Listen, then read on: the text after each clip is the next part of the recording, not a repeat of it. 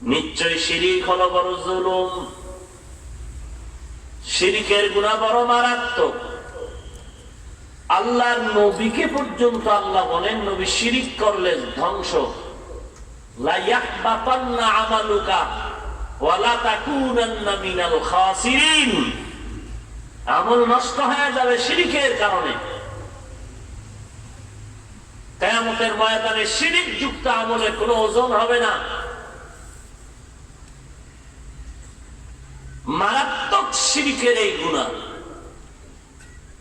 আল্লাহর মতো আরো একজন আল্লাহ আছে মনে করার নাম শিরক। আল্লাহর ক্ষমতার মতো কারো ক্ষমতা আছে মনে করার নাম শিরক। আল্লাহর গুণের মতো কারো গুণ আছে মনে করার নাম শিরক। সব গুনাহ মাফ হলেও শিরকের গুনাহ মাফ হবে না। আল্লাহর সাথে কাউকে অংশীদার বানানো, এই শিরিক প্রথমত দুই প্রকার। শিরিক ফিল জাত, শিরিক ফিল সিফাত। আল্লাহর জাতের সাথে সত্তাগতভাবে শিরিক করা,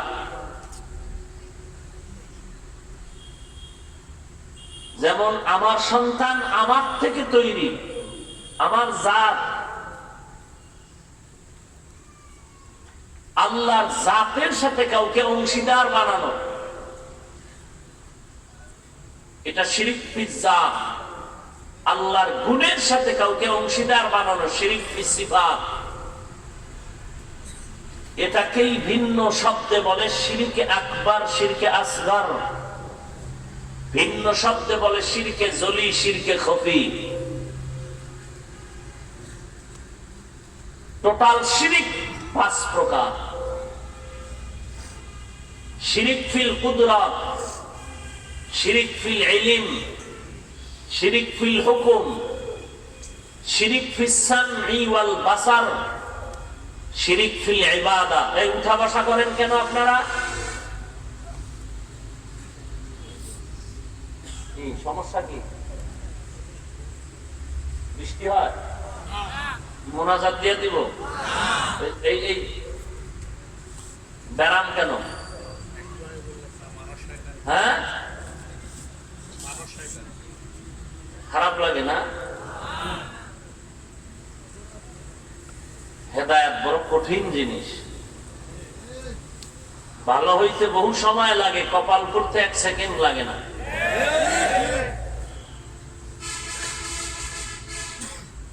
এত কপাল ভরা আমরা মুসলমান, ব্যক্তি আর দলের এত পাকা গোলাম হয়ে গেছি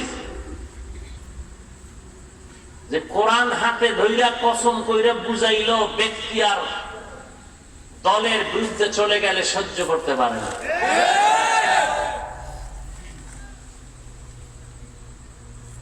এত শিরকের মধ্যে ঢুকে আছে। আর হ্যাঁ, যদি আমি শিরিক করি, হ্যাঁ, নামাজ নাই, রোজা নাই, পর্দা নাই, এতে কোনো দোষ নাই। আমি টুপিদারি, নামাজ রোজা ঠিক রাখাও আমি মুশরিক। কেন? আমি পীর সাহেবের অনুসরণ করি, পীর মানি। এই জন্য এই বাংলাদেশের মধ্যে, বাইরের খবর পরে, এই বাংলাদেশের মধ্যে এমন একটা কুতুবের নাম বলেন যে কোনো ব্যক্তিকে মানে না। কোন বাঘের বাচ্চা থাকলে দাঁড়ায় বল যে আমি কোনো ব্যক্তি মানি না। মুসলমানের বাচ্চা পারলে দাঁড়ায় বলো তুমি চরমনাই মানো না, উজানি মানো না, দেওবন্দি মানো না, কওমি মানো না, আলিয়ান মানো না, জাকির নায়েকরে মানো না, মতিউর রহমান মাদানি মানো না, টেলিভিশন মানো না, মানো না কোন কচু মানি না বলে কি কচু বুঝাতে চাও? সব কথা মাইকে বলা যাবে না। এই জন্য বললাম, কোন বাঘের বাচ্চা থাকলে দাঁড়ায় বল আমি কাউকে মানি না। এরপর সামনে এনে কানে ধরে বুঝাই দেব তুই কাকে মানো। বরং আমার থেকে তুমি বেশি মানো আমার ব্যক্তি, আমি যারে মানি, আমি যার কথায় চলি, তার বিরুদ্ধে বললে আমি আগে দেখি কোরআন হাদিসের লাইন মতো বললো কিনা। যদি দেখি আমার পীর, আমার মুর্শিদ, আমার মাযহাবের ইমাম কোরআন সুন্নাহর বাইরে চলে গেছে, কেউ ধরাইয়া দেয়, আমরা ওটাকে মেনে নেওয়ার চেষ্টা করি। আর তুমি তো এমন পূজা করো ব্যক্তির যে নাম লইলেই মাথা গরম, নাম লইলেই মাথা গরম। আমরা ব্যক্তির পূজা করি না। যারা ব্যক্তির নাম লইলে সহ্য করতে পারে না এরা পূজা করে, আমরা পূজা করি না। আমরা পীর মানি ততক্ষণ পীর নবীর সুন্নত মতো চলবে যতক্ষণ। আমরা মাযহাবের ইমামকে শ্রদ্ধা সম্মান করব ততক্ষণ তার কথাবার্তা কোরআন সুন্নাহ অনুযায়ী সঠিক লাইনে থাকবে যতক্ষণ। এটা কি পূজা হইল? তাহলে তো তুমি নামাজে দাঁড়াইয়াও তো পূজা করো। ইমাম রুকু দেয়, তুমিও রুকু দাও। হ্যাঁ, কি হয়েছে? ইমাম সেজদায় যাচ্ছে, আমিও যাচ্ছি। ওরে ব্যক্তির তো অনুসরণ লাগবেই, কোরআন সুন্নাহ অনুযায়ী হলে হবে ইবাদত, এটা শিরক না। ব্যক্তির অনুসরণ কোরআন সুন্নাহর আলোকে হলে হবে ইবাদত, আর মন গড়া হলে হবে শিরক। তো আমি যেই ব্যক্তির অনুসরণ করি তাকে আগে দেখি তার মাথায় টুপি আসেনি, নবীর তরিকায় দাড়ি আসেনি, লম্বা জামা আসেনি। তুমি যার অনুসরণ করো সে তো ওই যে শুরুতে বললাম, তাহলে তোমারটা তো নফসের গোলামি হচ্ছে, ইবাদত হচ্ছে না। শিরিক হলে তোমারটা হবে, আমারটা নয়। আমরা অন্ধ অনুসরণ অনুকরণ করি না।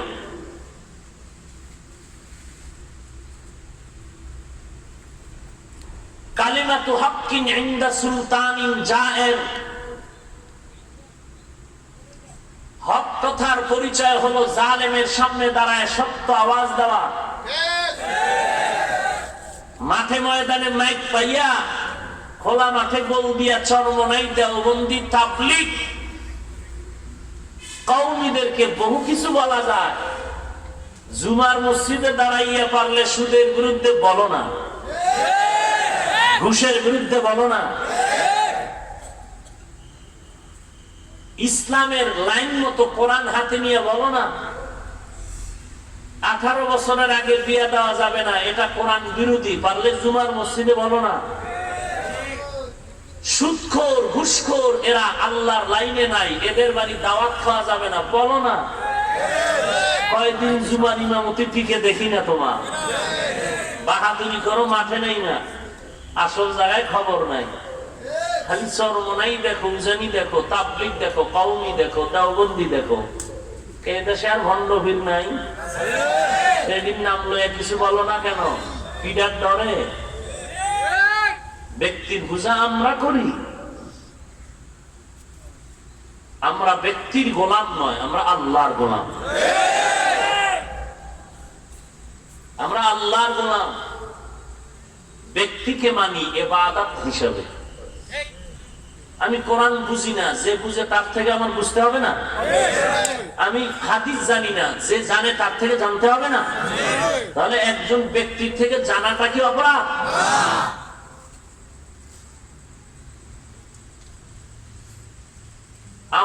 আমি যাকে পীর মানি, আমি যেই মুরব্বী মানি, তার তো টুপি, দাড়ি, নামাজ, পর্দা, তেলাওয়াত, তাহাজ্জুদ, ইশরাক, আওয়ামিন বন্ধ নাই।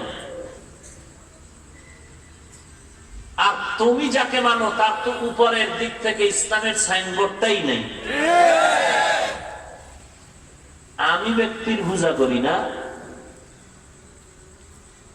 ওয়ালা তুবতিলু আমালাকুম। নবীজির দাড়ি ছিল? সন্দেহ আছে? হ্যাঁ, নবীজি টুপি পরছেন মদিনায় যাওয়ার পর? হ্যাঁ, নবীজি নামাজ পড়ছেন মদিনায় যাওয়ার পর? নবী পর্দা করছেন? কথা বলেন না কেন? নবীজি শার্ট প্যান্ট টাই পরছেন না? সব বাদ দাও, মাপকাঠির আগায় রসুলকে নিয়ে আসো, সব বাদ। মাপকাঠির মূল ভিত্তির উপরে রসুলকে দাঁড় করাও।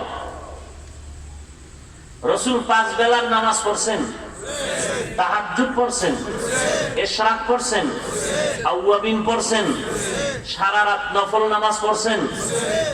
দাড়ি ছিল কি ছিল না? কি ব্রাশ না লম্বা? বলেন। সমস্ত নবীদের দাড়ি ছিল লম্বা, সমস্ত নবীদের দাড়ি এক মুষ্টি না, লম্বা, আরো বেশি লম্বা। এবং সব নবীরা পাগড়ি পরা ছিলেন। আমার রসুল তো পাগড়ি পরেছেন। মক্কার 13 বছরের ইতিহাস পড়ো, এরপরে তরবারির জিহাদ মদিনায় যেয়ে করো। মদিনার 10 বছরের ইতিহাস আগে টানো কেন? মক্কার ইতিহাস গেল কই? মক্কার 13 বছরের ইতিহাস কই? একটা লোক আগে নামাজ পড়ে না, তাকে বলো নামাজ পড়, টুপি পর, দাড়িটা লম্বা কর, মা বাবার খেদমত কর। বলতে থাকো, বলতে থাকো, বলতে থাকো। পাও ধরো, দিনে বুঝাও, রাতে বুঝাও।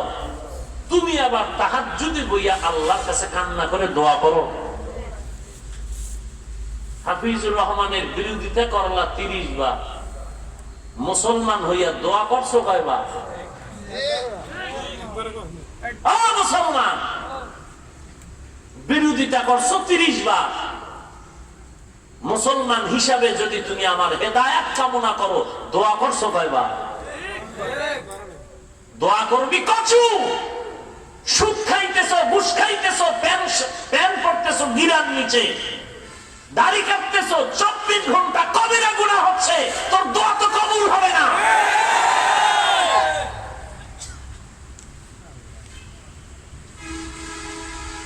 গালি দেওয়া সহজ, ভালো ব্যবহার করা বড় কঠিন। গালি দিয়েছো 13 বার, দোয়া করছো কয়বার? নবীর উম্মত হিসাবে। নবীকে ইহুদি গালি দেয়, আবু বকরের মেজাজ গরম, নবীজি মুস্কি মুস্কি হাসেন। আবু বকরকে ইশারা দিলেন চুপ। কতক্ষণ আর চুপ থাকা যায়? ইহুদির গালির পাওয়ার বাইরে গেছে। আবু বকর নিজেকে কন্ট্রোল করতে না পেরে জবাব দেওয়া শুরু করলেন। নবীজি বেজার হয়ে গেলেন। আবু বকর জিজ্ঞেস করলেন, নবীজি আমি চুপ ছিলাম, আপনি চুপ, তখন হাসলেন, আমি জবাব দিতেছিলাম ইহুদির গালির, আপনি তখন মন বেজার করলেন কেন? নবীজি বললেন, যতক্ষণ আমি চুপ ছিলাম ততক্ষণ আল্লাহ তাআলা ফেরেশতার মাধ্যমে জবাব দেওয়াইছিলেন। যখনই তোমার হাতে তুমি নিয়ে নিছো, রহমতের ফেরেশতা রাগ করে চলে গেছে, আমার মন বেজার হয়ে গেছে। তো তুমি নিজ হাতে নেও কেন? আল্লাহর হাতে ছেড়ে দাও।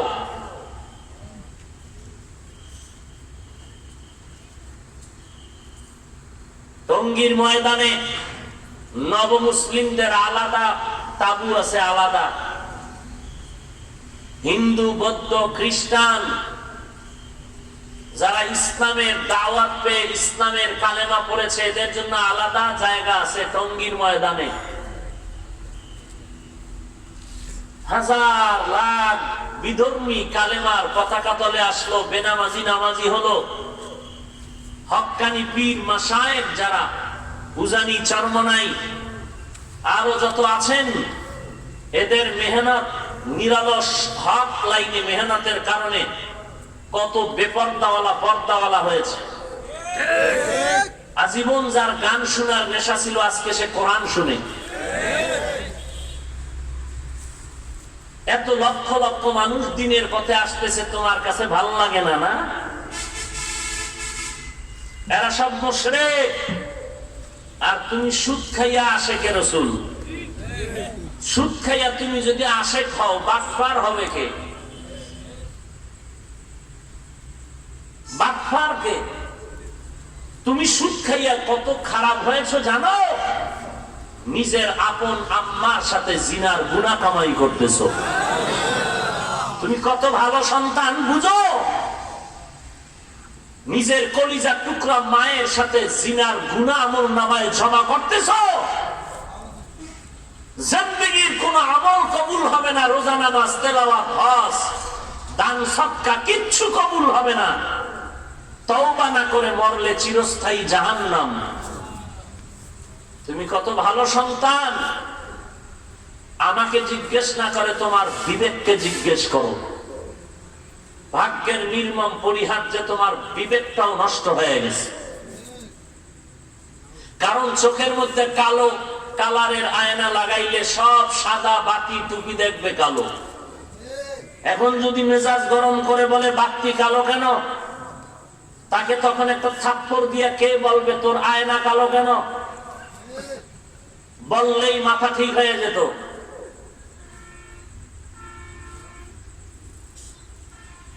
আজকে রসুলের আদর্শের কারণে এই ময়দান কায়েম। অন্য কোন পথ নাই। এতগুলো লোক এত টাইম নিঃস্বার্থে বসায় রাখা অন্য কোন সিস্টেমে হবে না, একমাত্র ইসলামে হবে। এমপি আর মন্ত্রী গরিবের বাচ্চা ইমামতির মুসাল্লায় দাঁড়াইয়া যা করতেছে, মন্ত্রী তার কমান মানতেছে। কমান মেনে মেনে রুকু দেয়, সিজদা দেয়, বলে না এই বেটা আমি এমপি মন্ত্রী, কত পুলিশ আমাকে স্যালুট দেয়, তোর মতো গরিবের কথাই কি আমি উঠবো আর বসবো? বলে এটা দুনিয়ার কেউ না পারলেও ইসলাম পারবে। এর নাম ইসলাম। ভ্রাতৃত্ব বন্ধনের ধর্মের নাম ইসলাম। সংঘাত আর উশৃঙ্খলতা সৃষ্টি করার নাম নয়। তিনটা অপরাধের কারণে মানুষের আমল নষ্ট হয়। এক নাম্বার শিরকের গুনাহ। এই শিরিক 5 প্রকার। এক নাম্বার শিরিক ফিল কুদরত, আল্লাহর কুদরতি ক্ষমতার মাঝে কাউকে অংশীদার বানানো শিরিক। সন্তান দেওয়ার কুদরতের ক্ষমতা কার? লিল্লাহি মুলকুস সামাওয়াতি ওয়াল আরদ ইয়াখলুকু মা ইয়াশা ইয়াহাবু লিমান ইয়াশাউ ইনাসা ওয়া ইয়াহাবু লিমান ইয়াশাউ আয-যুকুর আও ইউযাওবিজুহুম যুকরানা ওয়া ইনাসা ওয়া ইয়াজআলু মান ইয়াশাউ আকিমা ইন্নাহু আলিমুন কাদির।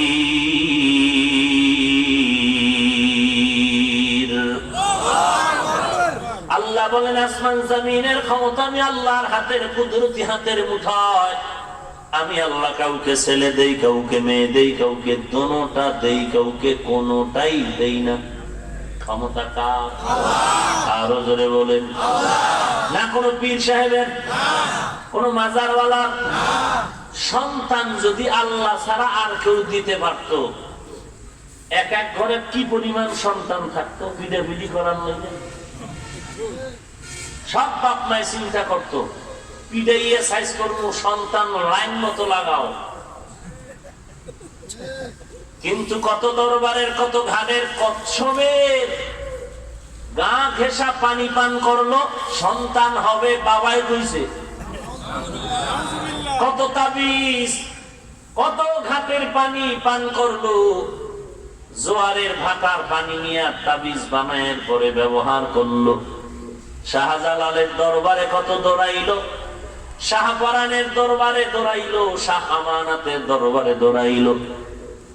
এরে আল্লাহর বান্দা, সন্তান দেওয়ার ক্ষমতা দুনিয়ার কারো নাই। সন্তান দেওয়ার ক্ষমতার একচ্ছত্র মালিকানা কার? আল্লাহ বলেন আমি কাউকে ছেলে দেই, কাউকে মেয়ে দেই, কাউকে দোনোটাই দেই, কাউকে কোনোটাই দেই না। লা তাকতুলু আওলাদাকুম খাশিয়াতা ইমলাক নাহনু নারযুকুহুম ওয়া ইয়্যাকুম। আমি আল্লাহ তাদেরকেও দেই, তোমাদেরকেও রিজিক দেই। রিজিকের ভয়ে সন্তানকে হত্যা করিস না।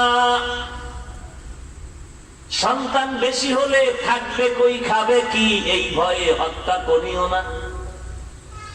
জন্ম নিয়ন্ত্রণ যেটাকে বলে, এই জন্ম নিয়ন্ত্রণ পন্থা বা পদ্ধতি আবিষ্কার করেছে বিধর্মী ইহুদিরা। আশ্চর্যের খবর, শিক্ষিত মুসলমান পায়ে হাত রেখে বলি রাগ করো না, একটু খোঁজ খবর নিয়ে দেখো, আজও পর্যন্ত দুনিয়ার কোন ইহুদি বেঈমানেরা এই জন্ম নিয়ন্ত্রণের পদ্ধতি ব্যবহার করে না। সব নিজেরা আবিষ্কার করে সারা দুনিয়ার মুসলমান দেশের মধ্যে ফ্রি টাকায় বিক্রি করে, পদ্ধতিগুলো সাপ্লাই করে। কারণটা কি? কারণ হলো ওরা চায় মুসলমানের সন্তান কমে যাক, নিজেরা বাহাদুরি করতে পারবে।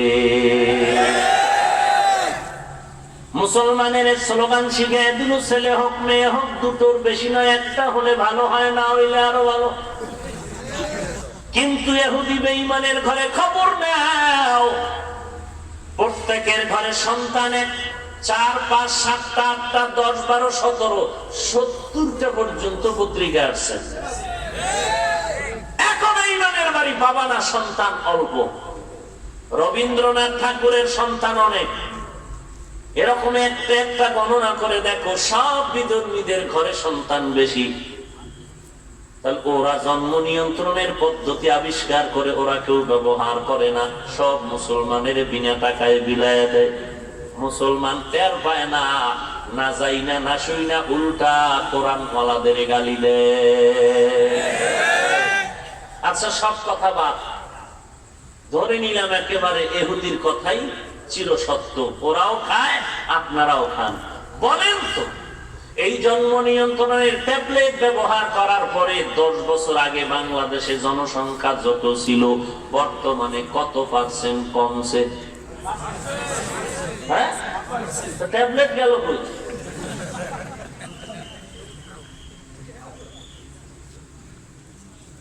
রাগ করতেছেন? বাস্তব কথা বলতেছি। আপনাদের জন্ম নিয়ন্ত্রণের ট্যাবলেট কই? এত সন্তান বাড়লো, সেই 10 বছরের তুলনায় অর্ধেক বেড়ে গেল। কোথায়? 8 কোটি আর 7 কোটি আর 10 কোটি, এখন 16 কোটি।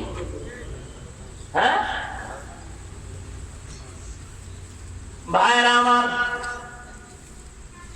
তো লোক কমলো না বাড়লো? কথা বলেন না কেন? 10 সন্তানের মা বাবা ধনী নাই, 2 সন্তানের মা বাপ গরিব নাই। সন্তান বেশি কম সংখ্যা দিয়ে রিজিকের বন্টন হয় না, এগুলো সব কিছুর কুদরতি ক্ষমতা আল্লাহর হাতে। এই জন্য 10 সন্তানের মা বাবাও না খাইয়া কেউ মরে নাই, বরং বড় আরামে আছে। 10 সন্তান, বাবা আরামে খায়, মা আরামে খায়। 10 ভাই 10 জায়গায় চাকরি করে, ব্যবসা করে, কৃষি কাজ করে, কত আরামে। এরকম আরামের সংসার আর কোথাও পাওয়া যায় না। আবার অপর দিয়ে তাকায় দেখো, যারা ছেলে মেয়ে দুটোর বেশি নয়, একটা হলে ভালো হয়, যথেষ্ট স্লোগান দিয়ে বসে আছে, এদের কপাল বড় খারাপ। একদল ক্ষমতায় আসছে, ওই লোকটা অন্য দল করত, এখন চাকরি শেষ। গেল কই যথেষ্ট?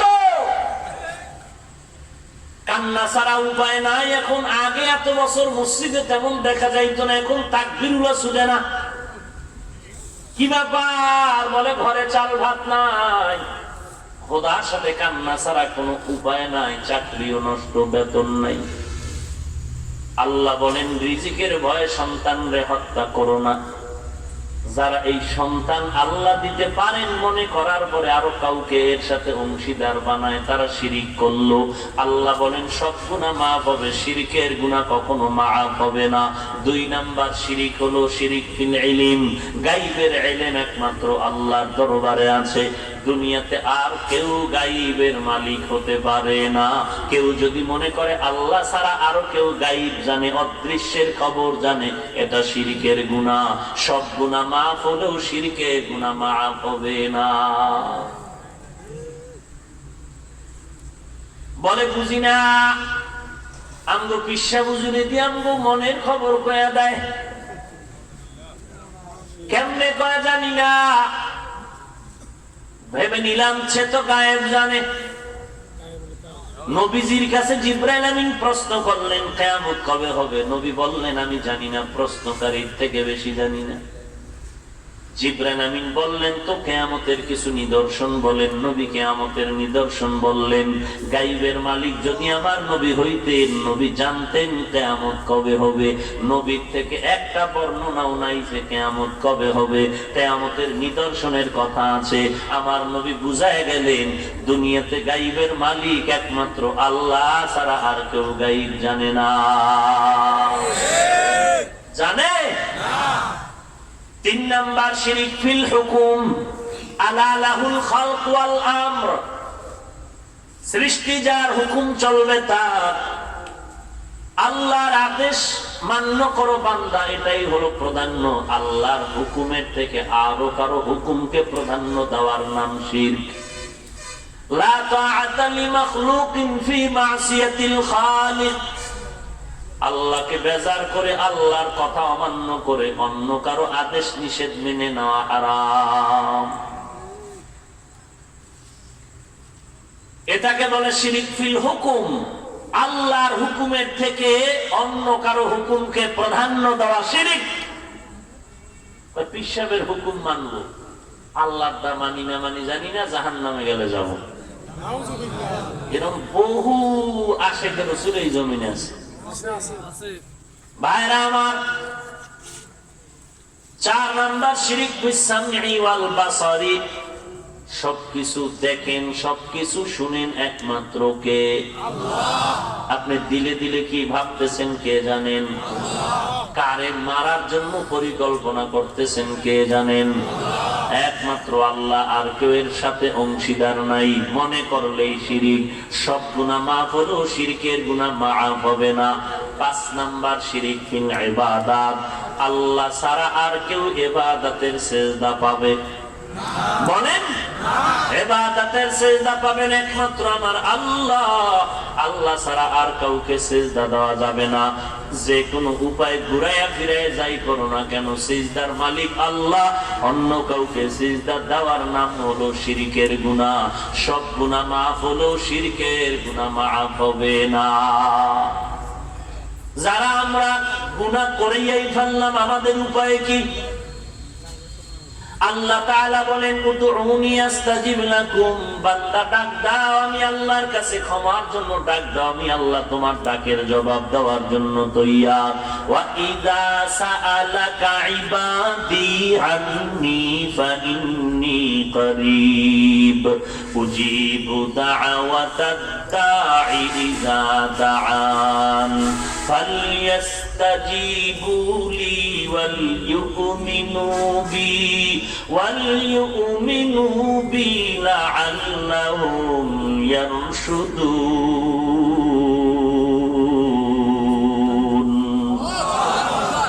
এরে বান্দা, তুই কি প্রশ্ন করবি? তোর কি সওয়াল আছে? চা।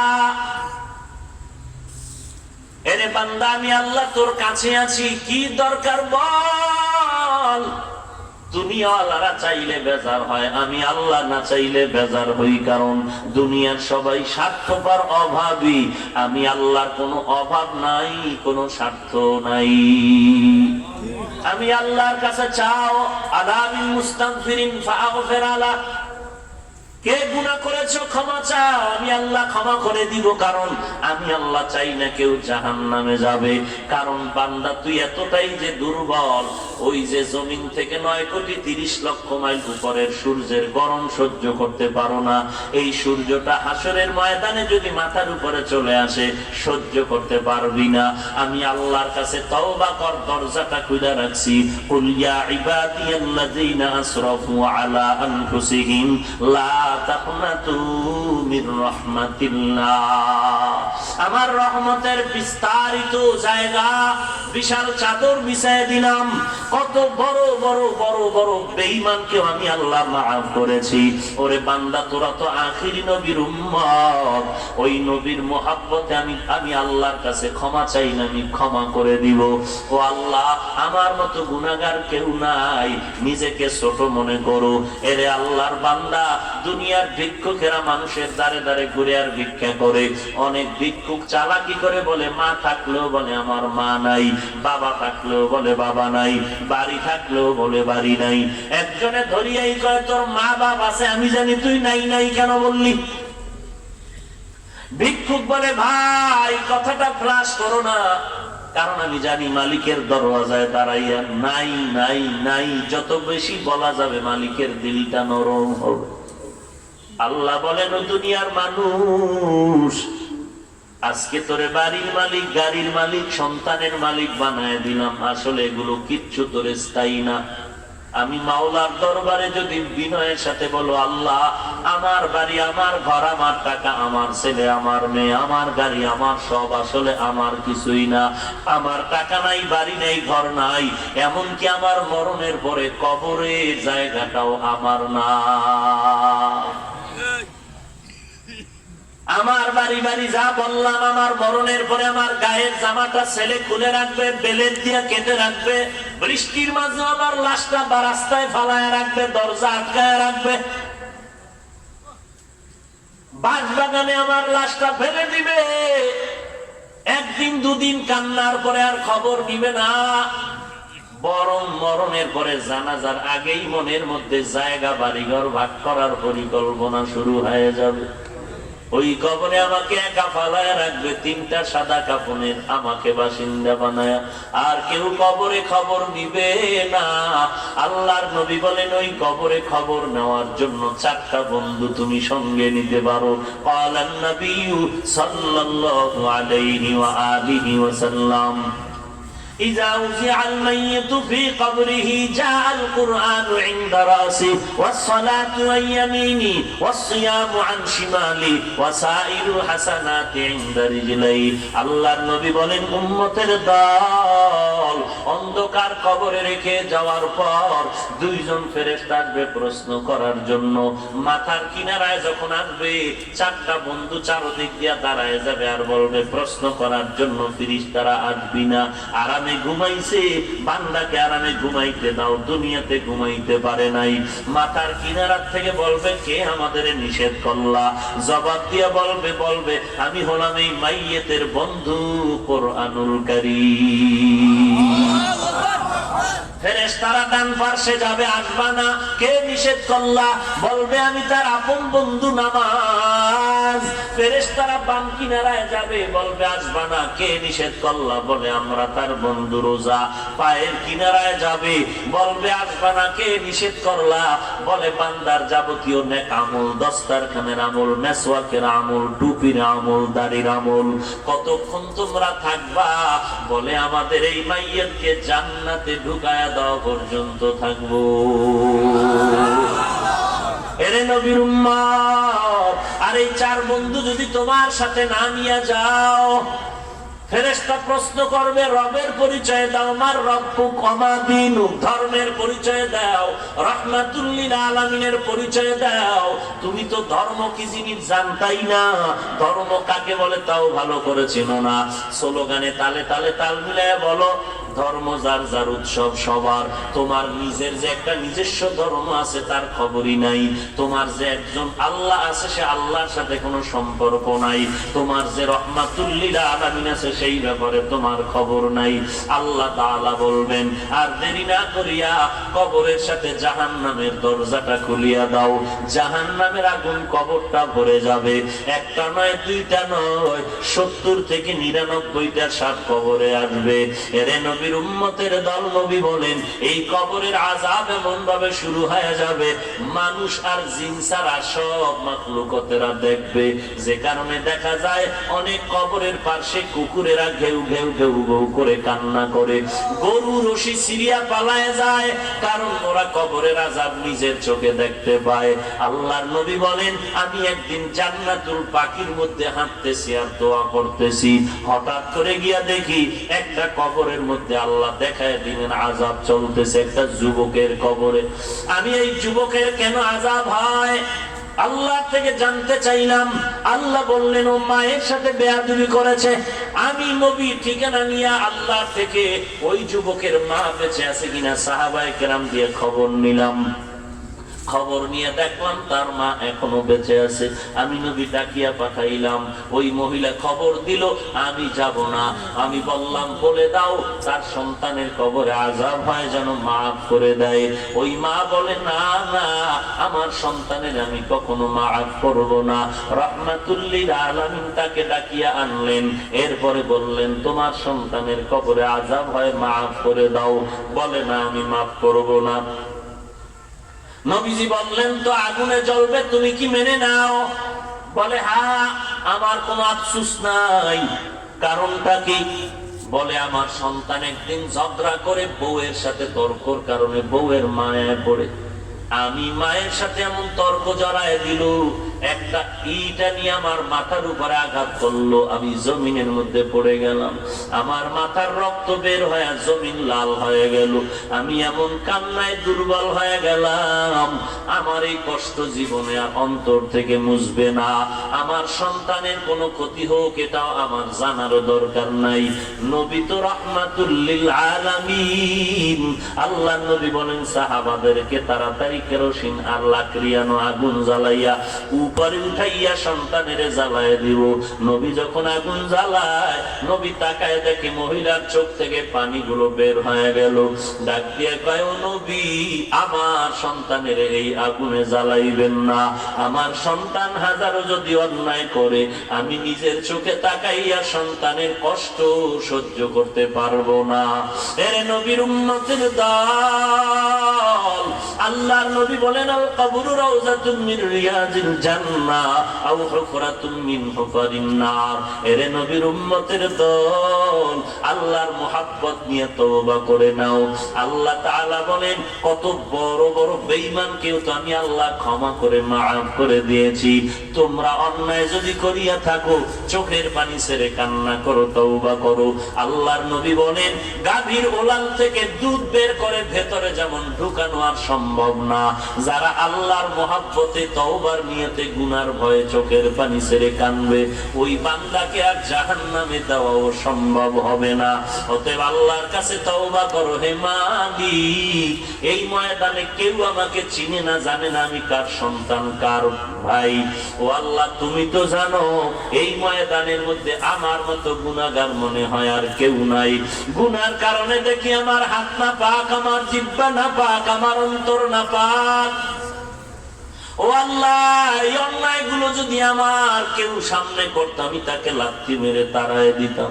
ও দয়ার মালিক, এত বড় বড় গুনাহ করার পরে তুমি একবারও রাগ করে পানি বন্ধ করো নাই, বাতাস বন্ধ করো নাই।